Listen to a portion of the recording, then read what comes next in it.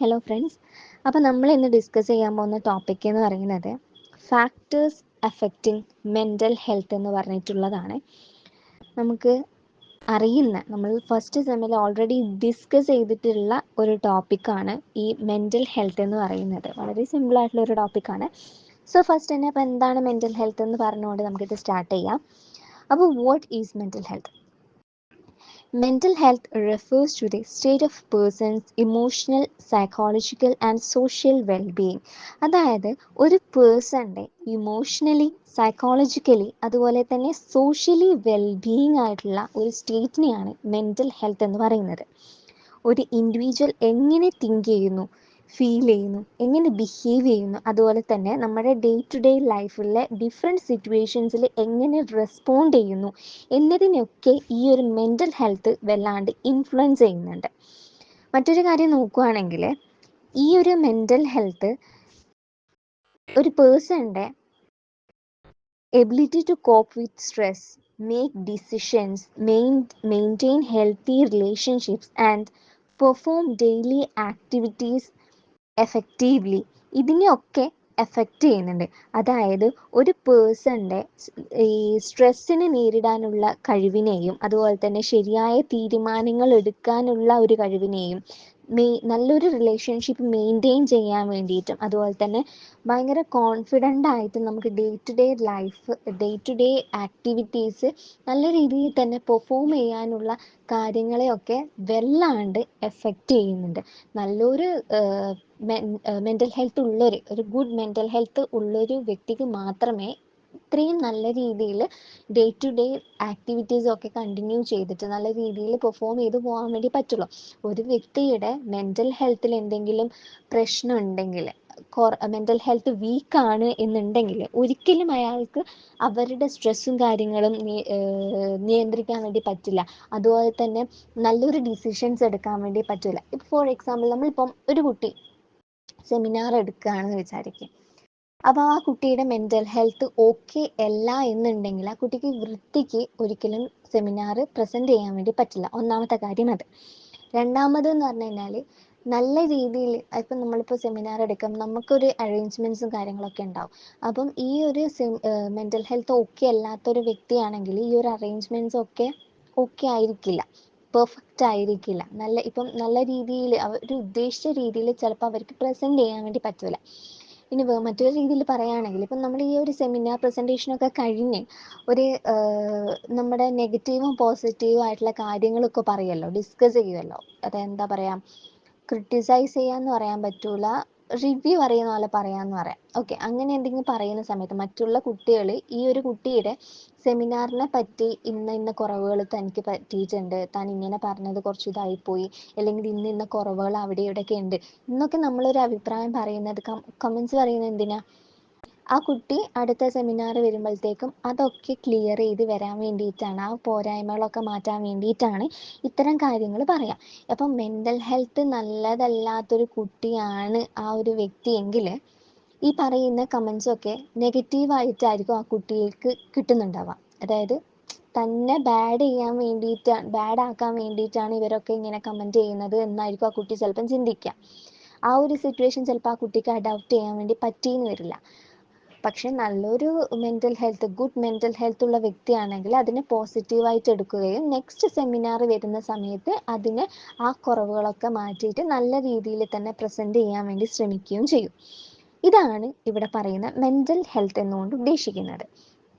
ഇപ്പം ഈ ഒരു നല്ലൊരു മെൻ്റൽ ഹെൽത്ത് ഉള്ളൊരു വ്യക്തിക്ക് ഈ നമ്മുടെ ഇമോഷൻസൊക്കെ നല്ല രീതിയിൽ ബാലൻസ് ചെയ്ത് കൊണ്ടുവരാൻ പറ്റും. അതുപോലെ തന്നെ ഈ നമ്മുടെ ലൈഫിൽ ഉണ്ടാവുന്ന ചാലഞ്ചസും കാര്യങ്ങളും ഒക്കെ കോൺഫിഡൻസോടെ തന്നെ ഫേസ് ചെയ്യാൻ വേണ്ടി പറ്റും. അതുപോലെ തന്നെ നമ്മുടെ ലൈഫിൽ ഡേ ടു ഡേ വരുന്ന ചേഞ്ചസും കാര്യങ്ങളും ഒക്കെ പെട്ടെന്ന് തന്നെ അഡോപ്റ്റ് ചെയ്യാൻ വേണ്ടി പറ്റും. നല്ലൊരു മെൻ്റൽ ഹെൽത്ത് ഉള്ള കുട്ടിയല്ല, നല്ലൊരു മെൻ്റൽ ഹെൽത്ത് ഇല്ലാത്തൊരു വ്യക്തിയാണെങ്കിൽ ഒരിക്കലും മാറി വരുന്ന ചേഞ്ചസ് ഒന്നും പെട്ടെന്ന് അഡോപ്റ്റ് ചെയ്യാൻ വേണ്ടിയിട്ട് അവർക്ക് പറ്റിയെന്ന് വരില്ല. അതുപോലെ പിന്നെ പറയുന്നത് എന്താണെന്ന് വെച്ചിട്ടുണ്ടെങ്കിൽ ഈ ഒരു മെൻ്റൽ ഹെൽത്ത് എന്ന് പറയുന്നത് ഒരു മെൻ്റൽ ഇൽനെസ് ഇല്ലാത്ത ഒരവസ്ഥ മാത്രമല്ല. അതിലിപ്പം നമുക്ക് പറയാൻ വേണ്ടി പറ്റും അത് ഒരു ഇമോഷണൽ സ്റ്റെബിലിറ്റിയാണ്, സെൽഫ് കോൺഫിഡൻസ്, അതുപോലെ തന്നെ സെൽഫ് കൺട്രോൾ, അങ്ങനെയൊക്കെ ഉള്ളൊരു അവസ്ഥയാണ് നമ്മുടെ മെൻ്റൽ ഹെൽത്ത് എന്ന് പറയുന്നത്. ഒരു രോഗാവസ്ഥ ഇല്ലാത്തൊരു സിറ്റുവേഷൻ മാത്രമല്ല മെൻ്റൽ ഹെൽത്ത് എന്ന് പറയുന്നത്. നമ്മുടെ സെൽഫ് കോൺഫിഡൻസിനെയും ഇമോഷണൽ സ്റ്റെബിലിറ്റീനെയും സെൽഫ് കൺട്രോളിനെയും ഒക്കെ നമുക്ക് വേണ്ടിയിട്ട് പറയാൻ പറ്റും. ഈ ഒരു മെൻ്റൽ ഹെൽത്ത് ഉള്ള ആൾക്കാർക്ക് നമ്മുടെ നല്ലൊരു പിന്നെ റിലേഷൻഷിപ്സ് എപ്പോഴും മെയിൻറ്റെയിൻ ചെയ്യാൻ പറ്റും. അതുപോലെ തന്നെ സോഷ്യൽ എൻവയോൺമെൻറ്റിനെയും ലൈഫ് എക്സ്പീരിയൻസിനെയും ഒക്കെ നല്ല രീതിയിൽ നമുക്ക് മെയിൻറ്റെയിൻ ചെയ്തിട്ട് കൊണ്ടുപോകാൻ വേണ്ടിയിട്ട് പറ്റുമെന്നാണ് പറയുന്നത്.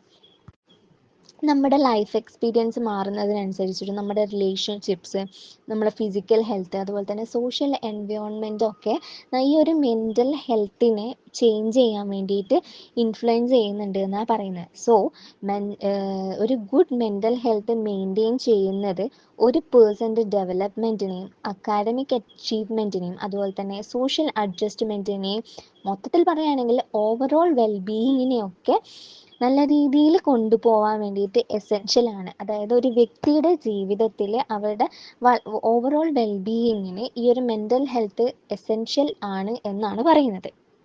നമുക്ക് ഇതിൻ്റെ മെയിൻ ആയിട്ടുള്ള ടോപ്പിക്കിലേക്ക് പോവാം. എന്താണ് factors affecting mental health.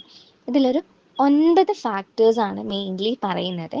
First one family environment, രണ്ടാമത് പറയുന്നത് ഫിസിക്കൽ ഹെൽത്ത്, സ്ട്രെസ് ആൻഡ് പ്രഷറാണ് മൂന്നാമത്തത്, നാലാമത്തത് സോഷ്യൽ റിലേഷൻഷിപ്സ്, അഞ്ചാമത്തത് എക്കണോമിക് ആൻഡ് ഫിനാൻഷ്യൽ കണ്ടീഷൻസ്, ആറാമത്തത് സ്കൂൾ ആൻഡ് വർക്ക് എൻവയോൺമെൻറ്റ്, ഏഴാമത്തത് traumatic experience, 8 life style and daily habits, 9 biological and hormonal factors. അപ്പോൾ ഈ ഒരു 9 ഫാക്ടേഴ്സാണ് നമ്മുടെ മെൻ്റൽ ഹെൽത്തിനെ എഫക്റ്റ് ചെയ്യുന്നത്.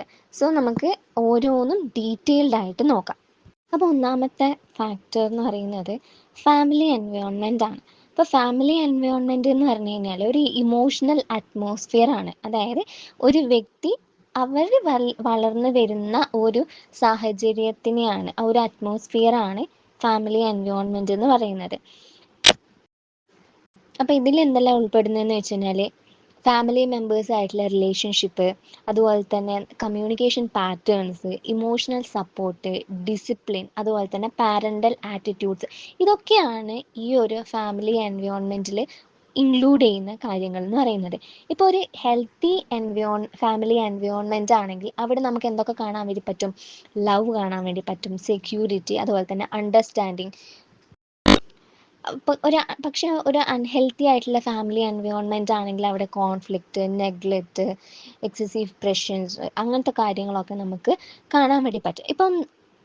ഇപ്പം നമ്മൾ പറയുന്നു നല്ലൊരു ഹെൽത്തി ആയിട്ടുള്ളൊരു ഫാമിലി എൻവയോൺമെൻറ്റ് ആണെങ്കിൽ നമ്മൾ പറഞ്ഞു ലവ്, സെക്യൂരിറ്റി, അണ്ടർസ്റ്റാൻഡിങ്, അങ്ങനെയൊക്കെ കാണാൻ പറ്റും. ഇതൊക്കെ നമ്മൾ എന്ത് ചെയ്യുന്നുണ്ടെന്ന് വെച്ച് കഴിഞ്ഞാൽ ഇമോഷണൽ സ്റ്റെബിലിറ്റിയും അതുപോലെ തന്നെ കോൺഫിഡൻസും കൂട്ടാൻ വേണ്ടിയിട്ട് സഹായിക്കുന്നുണ്ട്. അതായത് ഇപ്പം നല്ല ഗുഡ് ഫാമിലി എൻവയോൺമെൻറ്റ് ആണെങ്കിൽ നമ്മുടെ കോൺഫിഡൻസും ഇമോഷണൽ സ്റ്റെബിലിറ്റിയും ഒക്കെ കൂടുന്നതാണ് പറയുന്നത്.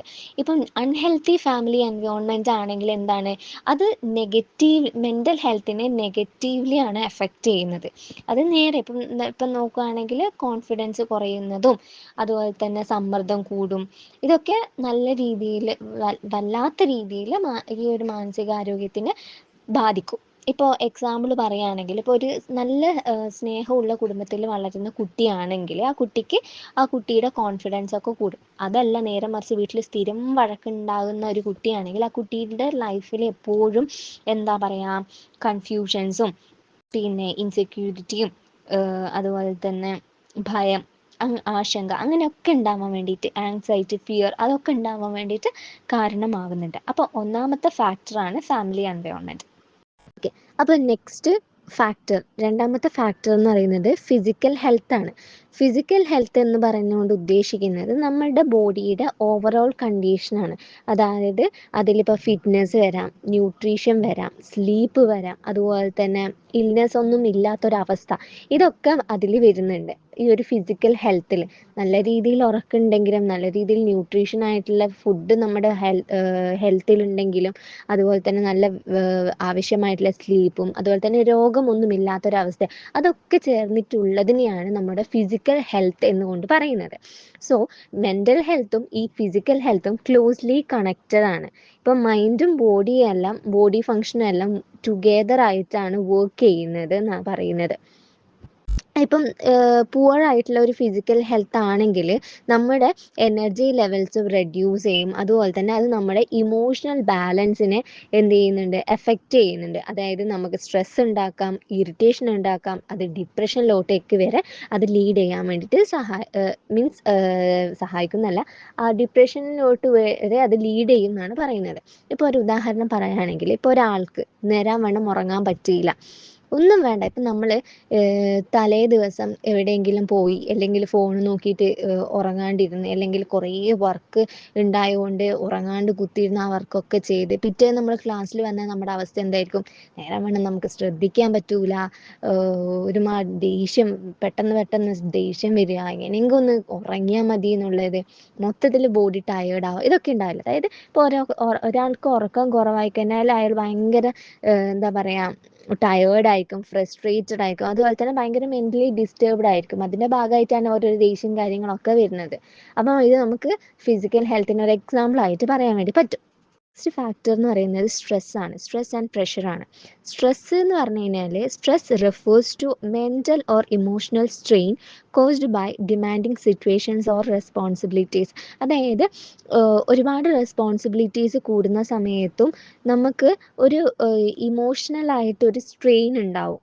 അതിനെയാണ് സ്ട്രെസ് എന്നുകൊണ്ട് പറയുന്നത്. ഇപ്പം നമുക്ക് ഒരുപാട് കണ്ടിന്യൂസ് ആയിട്ട് നമുക്ക് സ്ട്രെസ് ഇതാക്കുന്നുണ്ടെങ്കിൽ അത് നമ്മുടെ മെൻ്റൽ ഹെൽത്തിനെ എഫക്റ്റ് ചെയ്യുമെന്നാണ് പറയുന്നത്. അതായത് നമ്മുടെ ഇമോഷണൽ ബാലൻസ് തെറ്റും, നമ്മുടെ കോൺസെൻട്രേഷൻ തെറ്റും, അങ്ങനത്തെ കാരണങ്ങളൊക്കെ ഉണ്ടാകുന്നുണ്ട്. ഇപ്പം നമ്മുടെ സ്ട്രെസ്സ് നമ്മൾ നല്ല രീതിയിൽ അതിനെ മാനേജ് ചെയ്തില്ല എന്നുണ്ടെങ്കിൽ അതെന്ത് ആൻസൈറ്റിയിലോട്ടേക്കും ഫിയറിലോട്ടും അല്ലെങ്കിൽ മെൻ്റൽ എക്സോഷനിലോട്ടേക്കൊക്കെ അത് ലീഡ് ചെയ്യുന്നുണ്ട് എന്നാണ് പറയുന്നത്. ഇപ്പോൾ ഒരു എക്സാമ്പിൾ പറയുകയാണെങ്കിൽ, ഇപ്പോൾ നമുക്ക് എക്സാമിനേഷൻ ടൈമിൽ പെട്ടെന്ന് നല്ല രീതിയിൽ ഭയങ്കര ടെൻഷനായിട്ട് ഇരിക്കുന്ന സമയത്ത്, സ്ട്രെയിൻ ആയിട്ട് ഭയങ്കര സ്ട്രെസ്ഫുള്ളായിട്ട് നമ്മൾ ഇരുന്ന് പഠിക്കുന്നു എന്ന് വിചാരിക്കുക. പക്ഷേ അത് നമുക്ക് നല്ല രീതിയിൽ അപ്പോൾ നമുക്ക് പഠിച്ചതൊക്കെ എക്സാം ടൈം ഓർമ്മയിൽ നിൽക്കണമെന്നുണ്ടോ? ഇല്ല. അതെന്താക്കും, നമ്മുടെ ഫെയിലിയറിലോട്ടേക്ക് ലീഡ് ചെയ്യും. ഇപ്പം വേറൊരു ഇത് പറയുകയാണെങ്കിൽ, നമ്മളിപ്പോൾ തലേ ദിവസം ഭയങ്കര സ്ട്രെസ്സായിട്ട് ഒരുപാട് ഉറങ്ങാണ്ടൊക്കെ കുത്തിയിരുന്ന് പഠിക്കുകയാണെങ്കിൽ പിറ്റേന്ന് നമുക്ക് എക്സാം ഹാളിലെത്തിയാൽ ചിലപ്പോൾ നമ്മുടെ ബോഡി വീക്കായി എന്ന് വരാം. ഇപ്പോൾ നമുക്ക് നേരാൻ വേണം എക്സാം അറ്റൻഡ് ചെയ്യാൻ പറ്റിയെന്ന് വരില്ല. അതുപോലെ തന്നെ അതിൽ എന്താ പറയുക, നമുക്ക് എന്താ പറയുക, ഹെഡേക്കും കാര്യങ്ങളും വരാം, നമുക്ക് എന്താ പറയുക, തലകറക്കം വരാം, ക്ഷീണം അനുഭവപ്പെടാം, കുഴഞ്ഞു പോവാം, അങ്ങനത്തെ പ്രശ്നങ്ങളൊക്കെ ഉണ്ടാവും. ഇതൊക്കെ എന്തിൻ്റെ ഭാഗമായിട്ട് വന്നതാ? സ്ട്രെസ്സിൻ്റെ ഭാഗമായിട്ട് വന്നതാ. സോഷ്യൽ റിലേഷൻഷിപ്സ് ആണ്. സോഷ്യൽ റിലേഷൻഷിപ്പ് എന്ന് പറയുമ്പം അതിൽ നമുക്ക് ഫാമിലി ആയിട്ടുള്ള ഇൻട്രാക്ഷൻ വരാം, ഫ്രണ്ട്സ് ആയിട്ടുള്ള ഇൻട്രാക്ഷൻസ് വരാം, പിയേഴ്സ്, ടീച്ചേഴ്സ്, അതുപോലെ തന്നെ സൊസൈറ്റി ആയിട്ടുള്ള ഇൻട്രാക്ഷൻസ് ഒക്കെ ഈ ഒരു സോഷ്യൽ റിലേഷൻഷിപ്പിൽ ഇൻക്ലൂഡഡ് ആണ്. ഇപ്പം ഹെൽത്തി റിലേഷൻഷിപ്സ് നമുക്ക് നല്ല രീതിയിൽ ഇമോഷണൽ സപ്പോർട്ടും അതുപോലെ തന്നെ ഭയങ്കരമായിട്ട് നമുക്ക് കോൺഫിഡൻസ് ഒക്കെ തരുന്നുണ്ട്. പക്ഷേ നമ്മുടെ ഈ ഒരു സോഷ്യൽ റിലേഷൻഷിപ്പ് പുവർ ആണെങ്കിൽ നമുക്ക് അവിടെ എന്തൊക്കെ ഉണ്ടാവും? ഐസൊലേഷൻ ഉണ്ടാവാം, റിജക്ഷൻസ് ഉണ്ടാവാം. അതൊക്കെ നമ്മളെ മെൻ്റൽ ഹെൽത്തിനെയും നല്ല രീതിയിൽ എഫക്റ്റ് ചെയ്യുന്നുണ്ട്. അതെന്തിനെ, നമ്മളെ ലോൺലിനെസ്സിനെയും അതുപോലെ തന്നെ നമുക്ക് ലോ സെൽഫ് എസ്റ്റീമിനെയും കോൺഫിഡൻസ് ഇല്ലായ്മയിലോട്ടൊക്കെ നമ്മളെ ലീഡ് ചെയ്യുന്നുണ്ട്. സോ നമ്മുടെ മെൻ്റൽ ഹെൽത്തിനെ ബാധിക്കുന്ന നെക്സ്റ്റ് ഫാക്ടർ എന്ന് പറയുന്നത് സോഷ്യൽ റിലേഷൻഷിപ്പാണ്. ഇപ്പോൾ എക്സാമ്പിൾ പറയുകയാണെങ്കിൽ, ഇപ്പോൾ സ്റ്റുഡൻസിന് നല്ല സപ്പോർട്ടീവ് ആയിട്ടുള്ള ഫ്രണ്ട്സ് ഉണ്ടെങ്കിൽ അവർക്ക് എന്താ, നല്ല കോൺഫിഡൻസ് കിട്ടും അല്ലേ? ഇപ്പം നമ്മളിപ്പം ഒരു സെമിനാർ എടുക്കുന്ന സമയത്ത് നമുക്ക് ചുറ്റും നമ്മുടെ ഫ്രണ്ട്സ് ഭയങ്കര സപ്പോർട്ട് ചെയ്യടാ, കുഴപ്പമില്ല, നിന്നെക്കൊണ്ട് പറ്റുന്ന പോലെ ചെയ്യും, അല്ലെങ്കിൽ നിന്നെക്കൊണ്ട് പറ്റും എന്നൊക്കെ പറയുകയാണെങ്കിൽ നമുക്ക് ആ സെമിനാർ എടുക്കാൻ വേണ്ടി ഒരു കോൺഫിഡൻസ് കിട്ടില്ലേ? അതൊക്കെയാണ് നമ്മളിവിടെ കൊണ്ട് ഉദ്ദേശിക്കുന്നത്.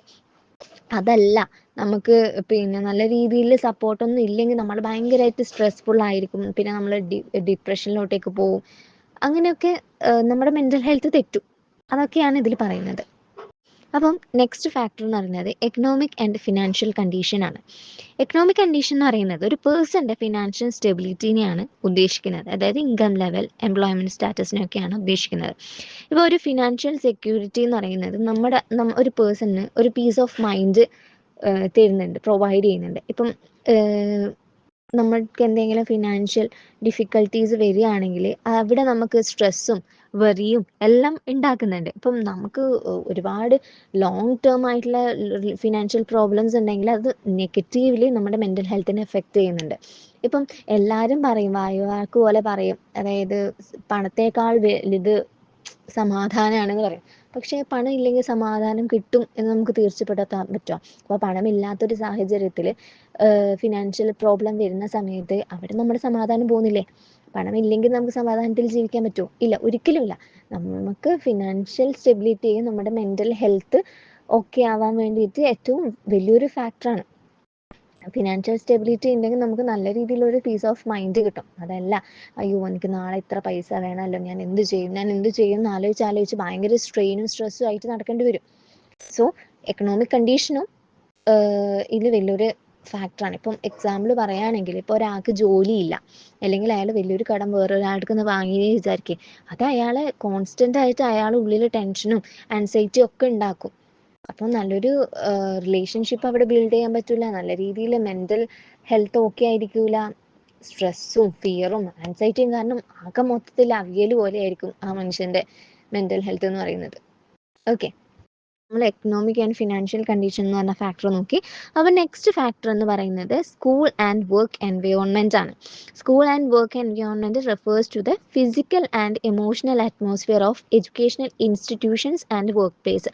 അതായത് വർക്ക് പ്ലേസിലെയും എഡ്യൂക്കേഷണൽ ഇൻസ്റ്റിറ്റ്യൂഷനിലെയും ഫിസിക്കലി മെൻ്റലി ആയിട്ടുള്ള അറ്റ്മോസ്ഫിയറിനെയാണ് സോഷ്യൽ ആൻഡ് വർക്ക് എൻവയോൺമെൻറ്റ് എന്നുകൊണ്ട് ഉദ്ദേശിക്കുന്നത്. ഇപ്പോൾ ഒരു പോസിറ്റീവ് എൻവയോൺമെൻറ്റ് ആണെങ്കിൽ അത് നമുക്ക് മോട്ടിവേഷൻ, കോൺഫിഡൻസ്, അതുപോലെ തന്നെ മെൻ്റൽ വെൽബീയിങ് ഒക്കെ പ്രൊമോട്ട് ചെയ്യുന്നുണ്ട്.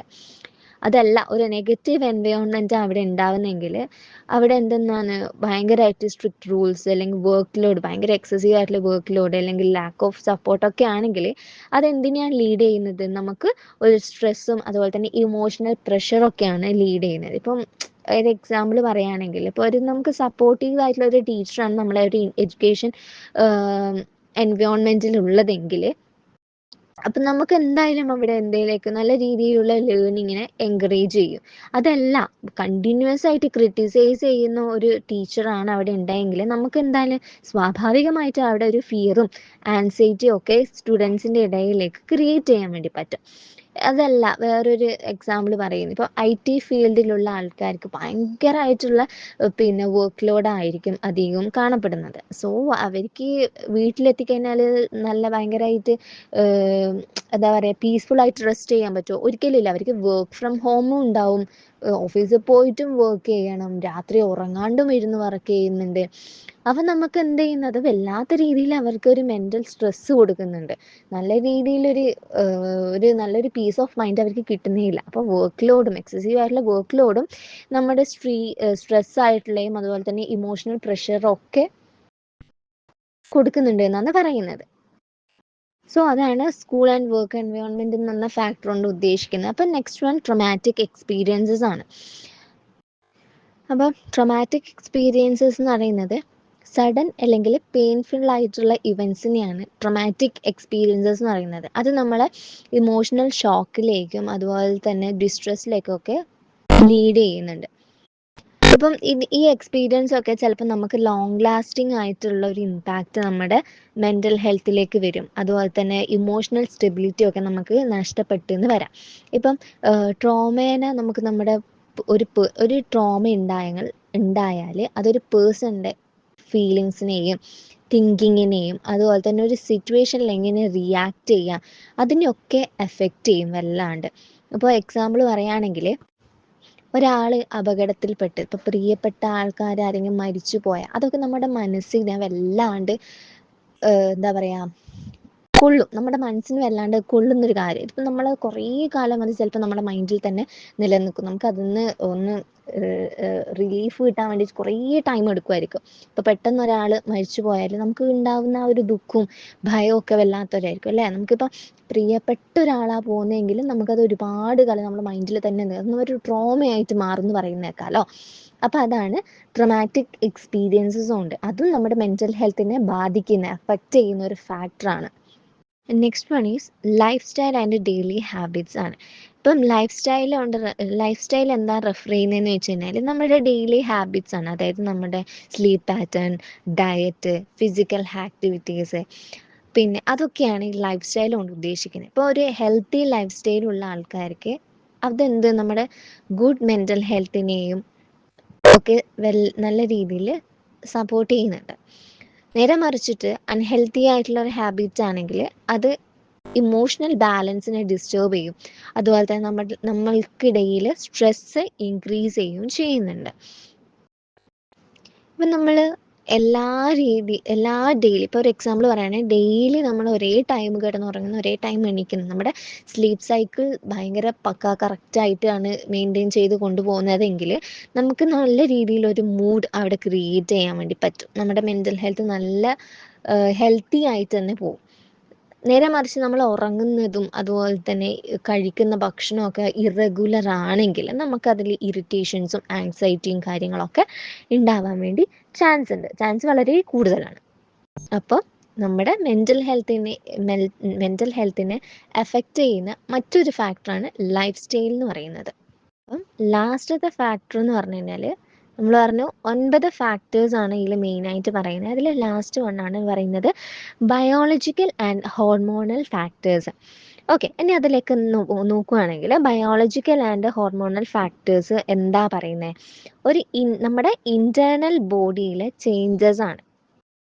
ഇൻറ്റേർണൽ ബോഡിയിലെ ചേഞ്ചസ് നമ്മുടെ ഇമോഷൻസിനെയും ബിഹേവിയറിനെയും ഇൻഫ്ലുവൻസ് ചെയ്യുന്നുണ്ട് എന്ന് പറയും. ഇതിനെയാണ് ബയോളജിക്കൽ ആൻഡ് ഹോർമോണൽ ഫാക്ടേഴ്സ് കൊണ്ട് ഉദ്ദേശിക്കുന്നത്. ഇപ്പം ഹോർമോണൽ ഫങ്ഷൻസ്, ഇപ്പം നമ്മുടെ ലൈഫിൽ ഓരോരോ ഡിഫറെൻറ്റ് സ്റ്റേജിൽ ഉണ്ടാവുന്ന ഹോർമോണൽ ഫങ്ഷൻസ് നമ്മളുടെ മൂഡിനെയും അതുപോലെ തന്നെ ഇമോഷണൽ സ്റ്റെബിലിറ്റീനെയും എല്ലാം നല്ല രീതിയിൽ എഫക്റ്റ് ചെയ്യുന്നുണ്ട്. അപ്പോൾ ഈ ചേഞ്ചസ് ഒക്കെ ഭയങ്കര നാച്ചുറൽ ആണ്, എന്നിരുന്നാൽ കൂടി അത് മെൻ്റൽ ഹെൽത്തിനെ ഇൻഫ്ലുവൻസ് ചെയ്യുന്നുണ്ട് എന്നാണ് പറയുന്നത്. ഫോർ എക്സാമ്പിൾ നമുക്ക് പെട്ടെന്ന് തന്നെ റിലേറ്റ് ചെയ്യാൻ പറ്റുന്ന നമ്മുടെ മെൻസ്ട്രേഷൻ ടൈമിൽ ഉണ്ടാവുന്ന മൂഡ് സ്വിങ്സ്. നമ്മുടെ ഉള്ളിലെ ഹോർമോണൽ ചേഞ്ചസ് കാരണമാണ് നമുക്ക് അവിടെ ഒരു മൂഡ് സ്വിങ്സ് ഉണ്ടാകുന്നത് അല്ലേ. നമുക്ക് ആ മൂഡ് സ്വിങ്സ് അതായത് മെൻസ്ട്രേഷൻ ടൈമിൽ നമ്മുടെ മൂഡ് ഒരുപോലെ ആയിരിക്കുമോ? നമുക്ക് അവിടെ ഇപ്പം മെൻ്റൽ സ്റ്റെബിലിറ്റി ഉണ്ടെന്ന് പറയാൻ പറ്റുമോ? ഒരിക്കലും ഇല്ല. നമ്മുടെ മൂഡ് ഓരോ സമയത്ത് ഓരോന്നായിരിക്കും. ചിലപ്പം നമുക്ക് നല്ല രീതിയിൽ ദേഷ്യം വരാം, നല്ല രീതിയിൽ സ്ട്രെസ് അനുഭവപ്പെടാം, നല്ല രീതിയിൽ ഹാപ്പി ആവാം, അല്ലെങ്കിൽ നല്ല രീതിയിൽ ദേഷ്യം വരാം, അല്ലെങ്കിൽ നല്ല രീതിയിൽ ഭയങ്കരമായിട്ട് കരയാൻ തോന്നും. അങ്ങനെയൊക്കെ ആയിരിക്കും ആ ഒരു ടൈമിൽ ഉണ്ടാകുന്ന നമ്മുടെ ഫീലിങ്സ് എന്ന് പറഞ്ഞാൽ. നമ്മൾ ഭയങ്കരമായിട്ട് സ്ട്രെസ് അനുഭവിക്കും, അതുപോലെ തന്നെ ഭയങ്കര ഇറിറ്റേറ്റഡ് ആയിരിക്കും അല്ലേ. അപ്പോൾ ഈ ഒരു ഹോർമോണൽ ചേഞ്ചസ് നമ്മളുടെ മെൻ്റൽ ഹെൽത്തിനെ എഫക്റ്റ് ചെയ്യുന്നതിൻ്റെ ബെസ്റ്റ് എക്സാമ്പിൾ അത് മാത്രമാണ്. അത് മാത്രമാണെന്നല്ല, അതാണ് കുറച്ചും കൂടി എല്ലാവർക്കും റിലേറ്റ് ചെയ്യാൻ പറ്റുന്ന ഒരു സംഭവം എന്ന് പറയുന്നത്. ആ സമയത്ത് ഭയങ്കരമായിട്ടുള്ള ഒരു സെൻസിറ്റീവ് ആയിരിക്കും അല്ലേ. അപ്പം ഇതാണ് ബയോളജിക്കൽ ആൻഡ് ഹോർമോണൽ ഫാക്ടേഴ്സ് എങ്ങനെയാണ് മെൻ്റൽ ഹെൽത്തിനെ എഫക്റ്റ് ചെയ്യുക എന്നതുകൊണ്ട് ഉദ്ദേശിക്കുന്നത്. സോ ഈ 9 കാര്യങ്ങളാണ് നമ്മൾ ഈ പറഞ്ഞ മെൻ്റൽ ഹെൽത്തിനെ എഫക്റ്റ് ചെയ്യുന്ന factors. Including this topic, we can say that mental health is influenced by a combination of family, physical, social, economic, biological and environmental factors. അതായത് നമ്മുടെ മെൻ്റൽ ഹെൽത്തിനെ ഫാമിലി ആണെങ്കിലോ physical, social, economic, biological and environmental എല്ലാം ആയിട്ടുള്ള factors നല്ല രീതിയിൽ influence ചെയ്യുന്നുണ്ട്.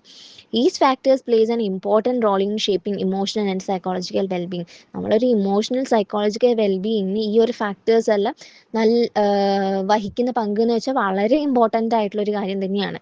അപ്പം ഈ ഒരു ഫാക്ടേഴ്സ് അണ്ടർസ്റ്റാൻഡിങ് ചെയ്യുന്നതിലൂടെ ഈ ടീച്ചേഴ്സിനും അതുപോലെ തന്നെ ഇൻഡിവിജ്വൽസിനും മെൻ്റൽ ഹെൽത്തിനെ റെക്കഗ്നൈസ് ചെയ്യാനും അതിൻ്റെ ഇഷ്യൂസ് വേഗം തന്നെ കണ്ടെത്താൻ വേണ്ടി പറ്റും. അതുപോലെ തന്നെ അതിന് വേണ്ടിയിട്ടുള്ള പ്രോപ്പർ സപ്പോർട്ട് നമുക്ക് കൊടുക്കാൻ വേണ്ടി പറ്റുമെന്നാണ് പറയുന്നത്. സോ ഇത്രയും നമ്മുടെ ടോപ്പിക്കുള്ളൂ. വളരെ ചെറിയ ടോപ്പിക്കാണ്, സിമ്പിളാണ്. Thank you.